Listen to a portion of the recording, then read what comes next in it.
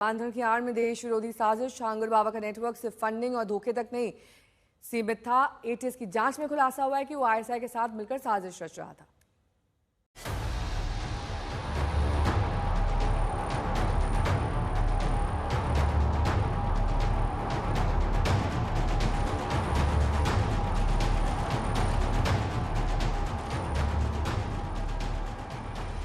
छांगुर बाबा की साजिश में अब तक का सबसे बड़ा खुलासा। पाकिस्तानी खुफिया एजेंसी तक साजिश के तार। राष्ट्र विरोधी अभियान का एजेंट बनने की फिराक में था छांगुर बाबा। आईएसआई से सीधा संपर्क बनाने की योजना पर कर रहा था काम। जलालुद्दीन उर्फ छांगुर बाबा पर हो रहे खुलासे सबको हैरान कर रहे हैं, क्योंकि दुनिया जिस शख्स को पीर बाबा समझती थी, हकीकत में वही बाबा धर्मांतरण गैंग का मास्टरमाइंड निकला।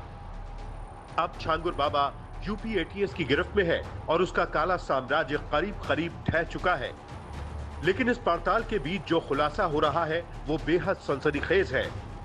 अब पड़ताल से पता चला है कि छांगुर बाबा धर्मांतरण के नेटवर्क के जरिए सीधा पाकिस्तानी खुफिया एजेंसी आईएसआई से संपर्क साधने की कोशिश में था। सूत्रों के हवाले से पता चला है कि हाल ही में नेपाल की राजधानी काठमांडू के पाकिस्तानी दूतावास में आईएसआई एजेंटों की बैठक हुई थी। इस दौरान छांगुर बाबा ने नेपाल के एक धार्मिक नेता के जरिए पाकिस्तानी दूतावास से संपर्क साधने की कोशिश की थी। पता चला है कि छांगुर बाबा आर्थिक तौर पर कमजोर हिंदू परिवारों के लोगों का धर्मांतरण कराकर उन्हें आईएसआई से जोड़ने की योजना बना रहा था। इसके साथ ही उसका प्लान था कि धर्म बदलकर मुस्लिम बनी महिलाओं की शादी नेपाल में कराई जाए। छांगुर बाबा की योजना थी कि धर्म बदलने वाली महिलाओं का निकाह नेपाल में आईएसआई के एजेंट और स्लीपर सेल से कराया जाए। जांच में पता चला है कि धर्मांतरण का नेटवर्क यूपी के कई जिलों के साथ साथ महाराष्ट्र, कर्नाटक, तमिलनाडु, बिहार और पश्चिम बंगाल तक फैला था। इस बड़े नेटवर्क का इस्तेमाल छांगुर आईएसआई से संपर्क करने के लिए करना चाहता था। छांगुर बाबा को लेकर हुए ये खुलासे बेहद गंभीर है। यूपी के सीएम योगी आदित्यनाथ पहले ही छांगुर बाबा की राष्ट्र विरोधी साजिश के खिलाफ सख्त एक्शन की बात कह चुके हैं। अभी बलरामपुर में एक बड़ी कार्रवाई को हम लोगों ने आगे बढ़ाया है। आपने देखा होगा, उसने रेट तय किए थे। यानी कैसे धर्मांतरण के कार्यक्रम को आगे बढ़ाना है।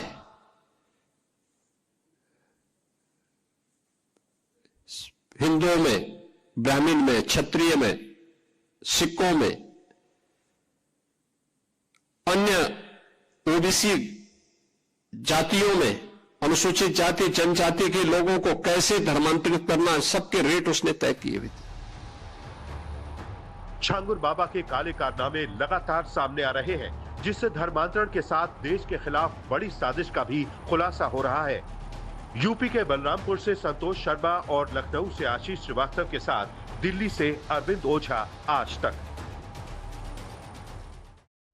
धर्मांतरण रैकेट का मास्टरमाइंड छांगुर बाबा अपने कोड वर्ड से जाल बुनता था। यूपी एटीएस की जांच में खुलासा हुआ कि लड़कियों को फंसाने और ब्रेन वॉश के लिए हर बात में गुप्त कोड इस्तेमाल करता था।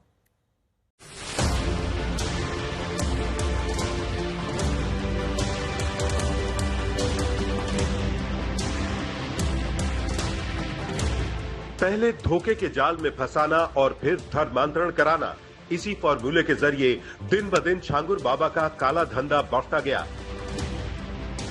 साल दर साल वो कई लोगों को अपने गिरोह में जोड़ता गया और कई शहरों के साथ दूसरे सूबों में भी अपना नेटवर्क खड़ा कर लिया। अब पूछताछ में लव जिहाद वाली साजिश भी सामने आई है, जो धर्मांतरण के लिए छांगुर बाबा के कोड वर्ड वाली साजिश को और भी पुख्ता कर रही है। पता चला है कि छांगुर बाबा धर्मांतरण का पूरा जाल फैलाने के लिए बेहद शातिर तरीका अपनाता था, ताकि उसके इस खेल की किसी को भनक तक न लग सके। छांगुर लड़कियों को फंसाने, उनका ब्रेन वॉश करने से लेकर धर्मांतरण कराने तक का काम कोड वर्ड के जरिए करता था और इन कोड वर्ड्स में वो अपने साथियों से भी बातचीत करता था। यूपी एटीएस की पूछताछ में छांगुर बाबा के कई कोड डिकोड हुए हैं। सभी कोड महिलाओं से जुड़े हैं, जिससे यह भी पता चलता है कि इस ढोंगी बाबा के टारगेट पर सबसे ज्यादा लड़कियां ही थी। छांगुर बाबा अपने साथियों से बातचीत में लड़कियों के लिए प्रोजेक्ट शब्द का इस्तेमाल करता था, जिनके ब्रेन वॉश कराने को काजल करना कहा जाता था। जब इस गिरोह के जाल में फंसी किसी लड़की को छांगुर बाबा से मिलाया जाता तो उसे दीदार कराना कहते थे और धर्मांतरण के लिए सभी मिट्टी पलटना शब्द का इस्तेमाल करते थे। छांगुर बाबा के इन्हीं कोड वर्ड्स में उसके काले चिट्ठे के कई राज छिपे हैं, जिसकी जानकारी तेजी से सामने आती जा रही है। एटीएस की जांच में यह भी उजागर हुआ है कि जलालुद्दीन उर्फ छांगुर बाबा ने मजहबी संस्थाओं और विदेशी फंडिंग के जरिए एक संगठित धर्मांतरण सिंडिकेट खड़ा किया और इसके जरिए धर्मांतरण का बड़ा नेटवर्क खड़ा किया। जांच में यह भी पता चला है कि कोड वर्ड में ही निकाह और शादी का वादा करने के बाद धर्मांतरण के बाद नया जीवन शुरू करने की शर्तें बताई जाती थी। धर्मांतरण करने पर आर्थिक लालच और विदेश भेजने का सपना दिखाया जाता था। कुछ युवाओं को कथित तौर पर इस्लामी शिक्षण संस्थानों में मुफ्त पढ़ाई और विदेश में काम करने का प्रलोभन दिया गया।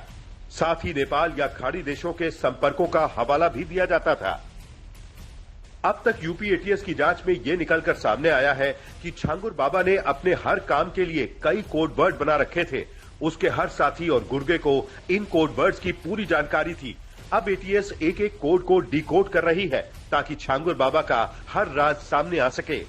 यूपी के बलरामपुर से संतोष शर्मा के साथ दिल्ली से अरविंद ओझा, आज तक।